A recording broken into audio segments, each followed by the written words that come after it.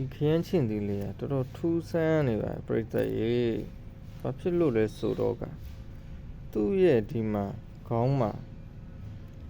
အပင်ပြန်ထွက်နေတဲ့ပုံစံမျိုးလေးဖြစ်နေတယ်နော်အမှကြီးအဲ့လိုမျိုးလည်းဖြစ်လာမသိလို့နော်လူများတွေစိုက်တာတွေ့တော့တွေ့ဒီလိုမျိုးရိုးပဲနော်ဒီမှာဒီပင်မှာစိုက်ထားတာနောက်တစ်လုံးလည်းအဲ့တိုင်းပဲနောက်တစ်လုံးလည်းဒီမှာ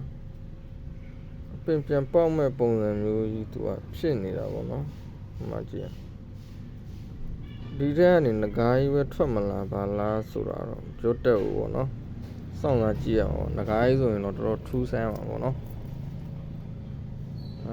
လေစတားပုံစံလေးသူထွက်လာတာနော်မသိရင်စတော်ဘယ်ရီသီးထားလို့လိမ္မော်သီးထားလို့ပြီးရင်အခွန်နဲ့လို့တော်တော်ကြီးကိုကြည့်ရတာမိုက်ပါတယ်ပြိတ္တကြီးငါလေးဝေဖန်ပေးကြပါဦး